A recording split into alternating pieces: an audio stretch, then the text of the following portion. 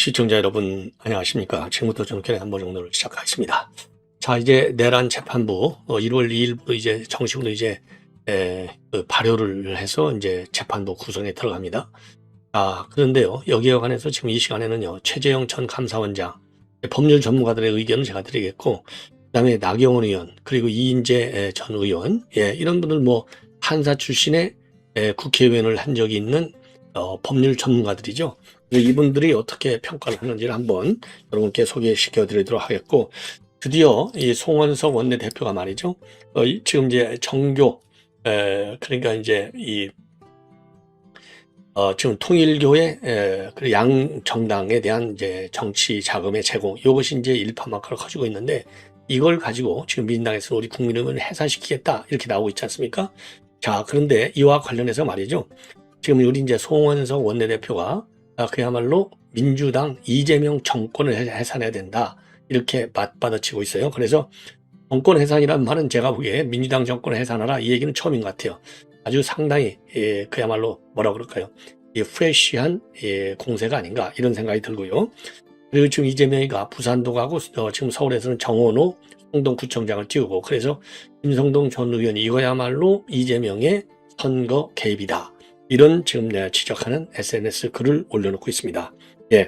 그리고요, 지금 이미 여러분께 몇 차례 말씀을 드리려다 못 드렸는데, 진 커밍스 평론가가 이 조선업, 지금 현재 이제 트럼프 대통령의 지금 이제 황금 함대를 만들겠다 이렇게 했거든요.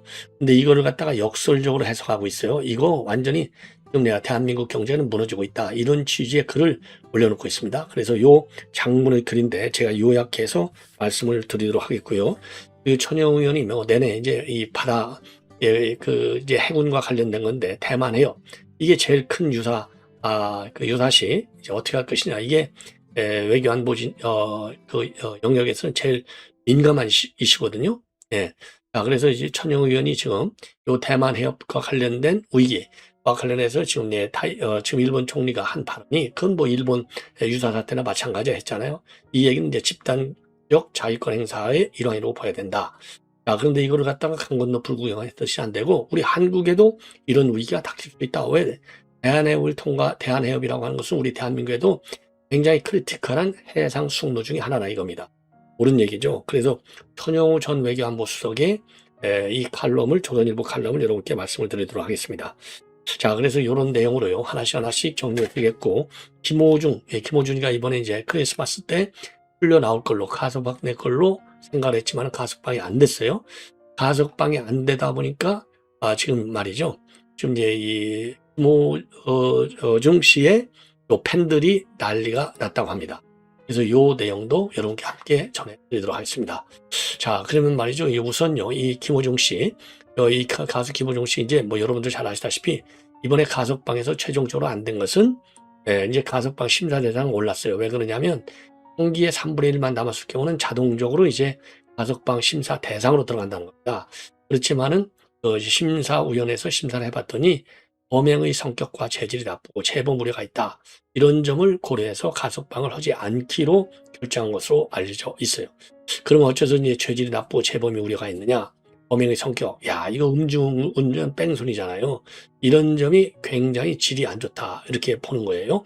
그래서 작년도 24년도 5월 9일 새벽에 압구정동 일대에서 음주 상태로 본인 소유의 차량을 운전하다가 중앙선을 넘어와서 택시하고 접촉사고를 내고 현장을 이탈한 혐의입니다. 그래서 경찰에서는요, 도주, 그 다음에 증거인멸 우려를 근거해서 구속수사했고, 특가법상 위험운전치상의 혐의로 재판에 넘겨진 바 있습니다. 그래서 작년 11월에 김호중한테 징역 2년 6개월의 실형을 선고했어요. 그래서 그 당시 판결문 내용을 보면 음주 상태에서 중앙선을 침범해서 교통사고를 낸 점, 이후에 아무런 조치 없이 현장을 떠난 점, 세 번째가 피해자에게 상해를 입힌 점을 고려할 때 죄질이 안 좋다. 그래서 이제 항소했는데 항소심에서도 항소를 기각했습니다. 그래서 상고를 포기하고 바로 형 집행에 들어갔어요. 그래서 이 가석방을 때는 이렇게 재범 위험성이라든가 수용 태도, 피해 회복 여부 이런 것들을 다양한 요소들을 종합해서 판단하게 되는데, 연예인이라고 하는 공적 인물로 사회적 책임이 크기 때문에 이 엄격한 기준을 정하다 보니까 이 가석방 심사위원회에서도 석방을 하지 않기로 하지 아니냐. 왜냐하면 이게 잘못되면 특혜 논란이 야기되잖아요. 예. 그래서 그러다 보니까 말이죠. 지금 이제 이 팬들이 난리가 났다는 겁니다.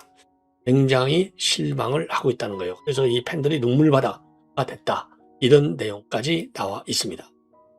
이번에는 이제 이 송원석 원내대표가 지금 민주당하고 통일과 유착된 것이 유죄라고 한다면 이거는 정권 해산감이다. 그래서 민주당에서 얘기하는 국힘 해산에 대한 역공세를 취하고 있습니다. 그래서 이제 전재수를 비롯해서 여권의 이제 핵심 인사들의 통일교 유착이 유죄로 확정되면 정권이 해산된다. 민주당의 국힘 해산에 대한 역공이 되겠죠. 오늘 그래서 말이죠. 왜냐하면 정청래가 오늘 말이죠.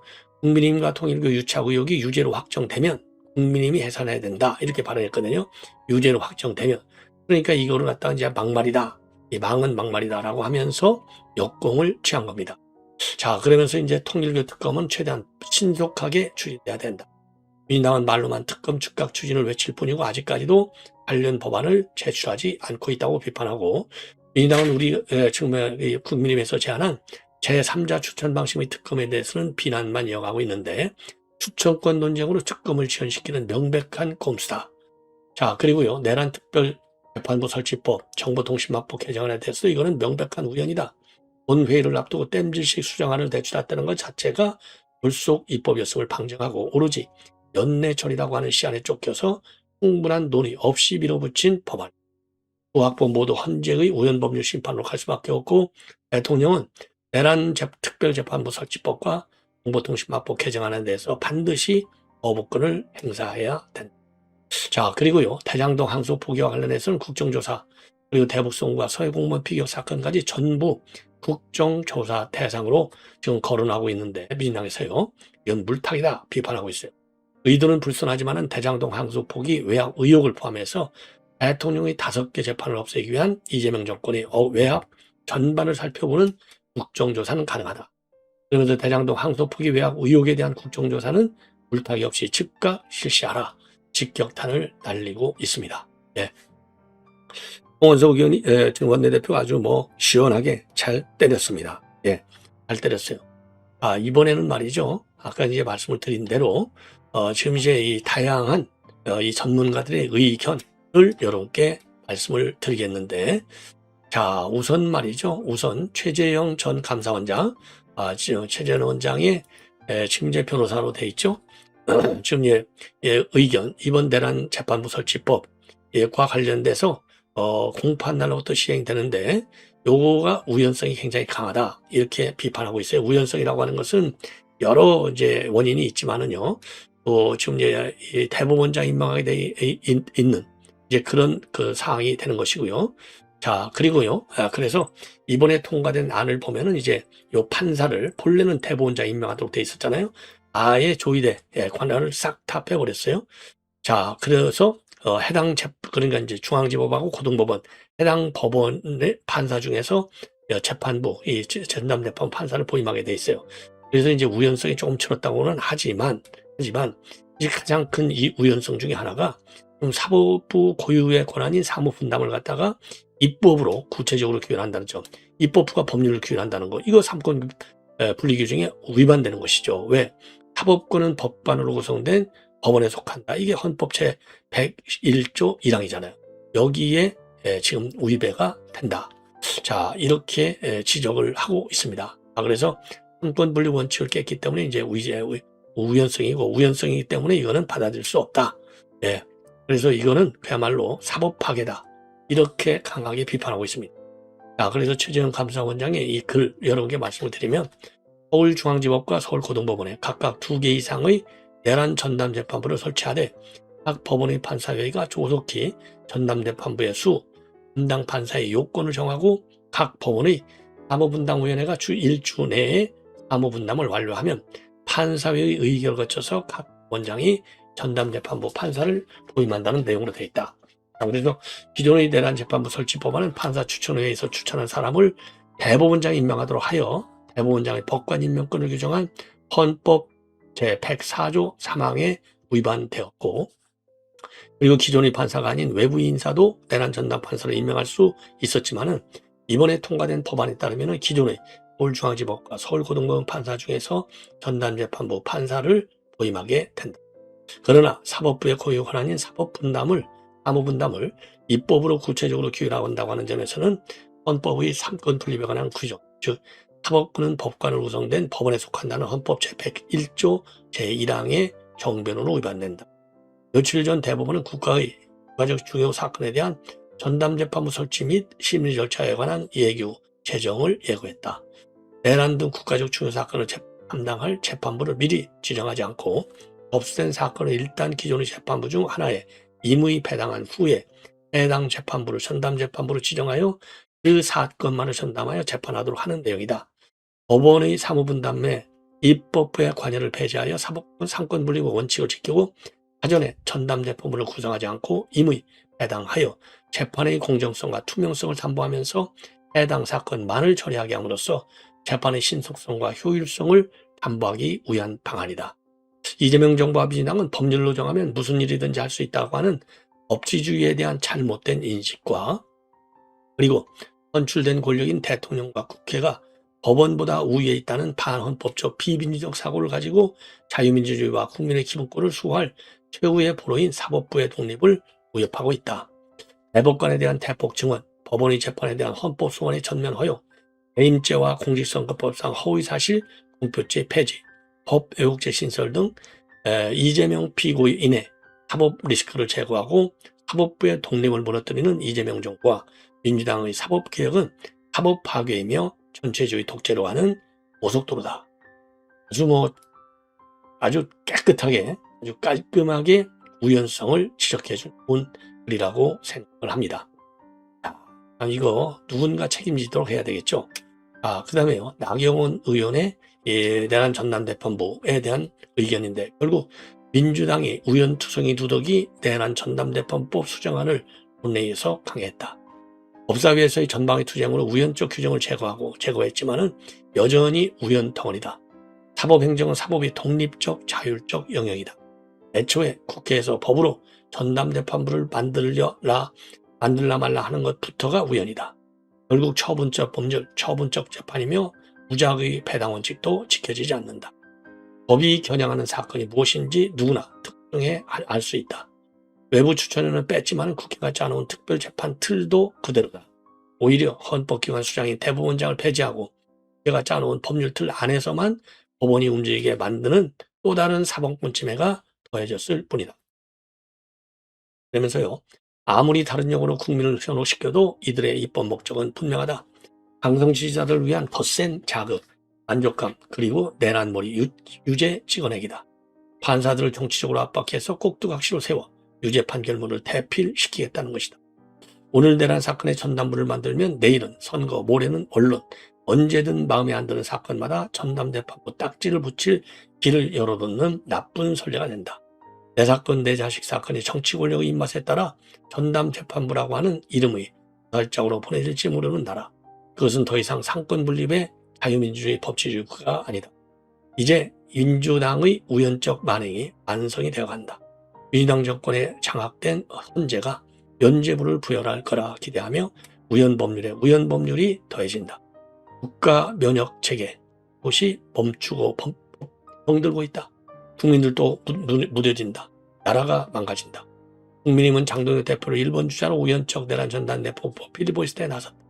이 간절한 호소를 경청해 주시기를 국민 여러분께 높이 부탁한다. 이런 얘기가 되어 있고요.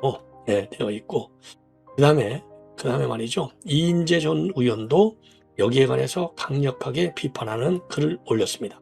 네, 뭐라고? 이재명 민주당의 내란 프레임을 실체가 없는 추악한 정신운동이자 한국민주주의에 대한 모독이다. 정적의 목에 올가미를 씌우는 전형적인 인민재판. 내란 선동이 먹혀를 들지 않으면 그 반동으로 자신들의 파멸의 공지로 올릴 것을 두려워한 나머지 그들은 기어이 내란 전담재판부 설치법을 강행했다. 그러나 이는 명백한 우연이다. 우리는 그들의 만행을 용납하지 말아야 한다. 여론전, 헌법재판부 투쟁을 전개해야 한다. 대법원을 비롯한 사법부도 헌법 수호의 사명을 다해야 할 것이다. 하늘이 무너져도 정의를 세워라. 영원 불면의 법안이다. 정의가 무너지면 법도 파괴된다. 법원이다. 영원 불면의 법원이다. 사람은 자연적 인격체이지만 국가는 법적 인격체이다. 사람은 심장이 멎으면 죽지만 국가는 헌법이 힘을 잃으면 죽는다. 함부로 우연입법을 남발하는 이재명 민주당은 바로 헌법을 파괴하고 있다. 그 끝은 국가의 사망이다. 대한민국을 위대한 조국으로 섬기는 모든 국민은 그러므로 좌시하지 말아야 한다. 정의를 위해 기꺼이 투쟁해야 할 순간이다. 아주 담백하게 정리를 참 잘하셨습니다. 네, 맞아요. 정의를 위해서 끝까지 투쟁해야 아주 귀한 말씀이라고 생각이 들고요. 그리고 이제 김선동 의원이 이재명의 도봉을이죠. 그래서 다음에도 이 김선동 의원 도봉을 주민 여러분들 압도적 다수로 국회에 보내주시기를 바랍니다. 이재명의 선거 개입을 강하게 지적하고 있어요. 자, 그래서 부산에서 후임 해수부 장관도 부산에서 거했다고 한다. 해취임 후 벌써 4번째 부산을 방문하면서 한 말인데 지난 8일에는 X, 즉 옛 트위터에 정원호 성동구청장 일을 잘하기는 잘하나 보다. 성남시장 만족도가 꽤 높았는데 저는 명함도 못 내밀 것이다 라고 한 정도였다. 자, 이 정도면 선거 개입을 넘어서 공천 개입 아니면 후보자 지명 수준이다. 대통령이라는 직을 가진 사람이 6.3 지방선거 최대 승부처인 서울과 부산 선거를 직접 통할하는 의지로 보인다. 어제 마지막 업무 보고 자리에서 생중계 업무 보고를 6개월쯤 뒤에 다시 하려고 한다 라고 했는데 지방선거가 6월 3일이다. 이거 참으로 심각하다. 대통령을 활용한 선거 개입에 공정을 올려야 한다. 이재명은 권력의 절제를 모르는 사람이다. 지방선거에서 권력 독점을 막지 못하면 이미 빨간불이 켜진 대한민국과 민주주의는 끝이다. 각오로 싸워야 한다. 끝이다라는 민주주의는 끝이다라고 하는 각오로 싸워야 한다. 아주 참 옳은 말씀드립니다. 자, 그래서 이제 김선동, 최재형, 나경원 이렇게 송원석까지 말씀을 드렸고요. 자, 이번에는요 진 커밍스의 글을 여러분께 설명을 드리겠습니다. 진 커밍스 아주 좋은 글을 아주 어마어마하게 많이 써요. 그래서 이 진 커밍스 평론가의 글을 여러분께 한번 소개해 드리도록 하겠습니다. 그래서 이 글이 말이죠 굉장히 길어요. 근데 이거를 압축해서 제가 말씀을 드리겠습니다. 한국 경제의 침몰, 한국 조선업이 사라질 위기에 놓였다. 핵심 묘지만 말씀을 드리겠는데, 첫째, 사건의 계기는 언제냐? 바로 12월 22일 트럼프 대통령이 트럼프급 전환 건조하고 미국의 조선업 부활, 즉 마가 이거를 발표했는데, 이것은 군함과 상선 건조를 전면적으로 미국 내에서 미국인 노동력으로만 진행하였다는 선언이다. 그래서 사실상 한국 조선업을 공급망 밖으로 배제하는 결정이 되었다는 것이 그의 출발점입니다. 자, 그러니까 이게 한국 조선업을 갖다가 미국 공급망 밖으로 밀어내는 거나 마찬가지다 이거죠. 두 번째, 한국 조선업의 미국 이전과 그 배경을 보면은요. 트럼프 행정부는 지금 이재명 정권 출범 이후에 한국의 중국 의존도 심화와 정치적 불신을 이유로 해서 안보상 핵심 산업, 즉 조선업을 안보상 핵심 산업인 조선업을 미국 내로 이전하는 방침을 세웠다고 보고 있어요. 그 결과 한화 오션이 필라에 조선소를 건설하면서 한국의 기술과 자금 그리고 인력이 미국으로 유출되는 일이 현실화되었다. 이렇게 진 커밍스는 보고 있습니다. 그래서 이거는 단순한 해외 진출이 아니라 산업 주권의 이전으로 진 커밍스는 규정하고 있어요. 그리고 세 번째, 산업 상태하게 붕괴의 연쇄다로 보고 있어요. 뭐냐? 조선업이 미국으로 이전하면 포철, 철강사업, 포철하고 현대제철, 철강 산업의 수요가 급감하고 부산, 울산, 창원 등의 이 기자재 산업이 일감을 잃게 되고 전체 산업 상태가 붕괴될 것이다. 이렇게 경고를 하고 있습니다. 그래서 하나오션의 이전이라고 하는 것은 첫 번째 조미노이고 뒤이어서 HD, 현대, 그다음에 삼성, 중공업도 강제로 미국으로 이동해야 될 가능성이 높다. 이렇게 전망하고 있습니다. 자, 네 번째는요. 국민 세금이 미국 산업에 쓰이는 구조. 이게 변할 수 없다는 거죠. 그래서 즉 이런 이 마스가 펀드에다가 한국국제은행이 자금과 지금 보증이 대거 투입된 거예요. 그래서 한국 국민의 세금으로 미국의 조선소가 건설되고 미국인 일자리가 창출되는 구조다. 그래서 이익은 미국 기업이 가져가지만 한국에는 고용도 세수도 전혀 남지 않는다. 이렇게 비판하고 있습니다. 다섯 번째, 정치적 책임과 경고인데요. 진 커밍스는요. 이재명 정권이 관세 협상 과정에서 조선업 이전을 자발적으로 미국에 제안했다면서 이를 국가 전략 자산의 상납이다. 이렇게 진커뮤니스트는 보고 있습니다. 그래서 한국 언론이 이를 성과로 포장하는 현실을 고용한 자살로 표현하고 있어요. 한국 언론이 지금 잘못 찍고 있다는 것이죠. 그래서 이것은 일시적 산업 조정이 아니라 한국 제조업 기반의 구조적 붕괴다. 이렇게 경고를 하고 있습니다. 예. 그래서 이제 마지막으로 말이죠. 하나오션의 미국 이전은 단순한 기업의 선택이 아니라 한국조선업의 미국 종속이자 한국 산업의 공동화의 시작이다. 결국 포항, 울산, 거제, 부산으로 이어진 국가 산업 생태계 전체가 무너질 거라고 하는 것이 진 커밍스의 핵심 주장이 되겠습니다. 자, 그래서 이제 좀 한 줄로 이거를 더 압축한다면 트럼프의 미국 조선업 정책은 한국의 조선 기술과 자본을 미국이 흡수하는 구조적 변화다. 그래서 이재명 정권의 정책적 실책 속에서 한국의 조선, 철강, 지역경제 전체가 조용히 붕괴되고 있다. 이런 경고의 메시지를 날리고 있습니다. 네. 자, 시청자 여러분, 이렇게 해서 본 방송을 마치겠습니다. 대단히 고맙습니다.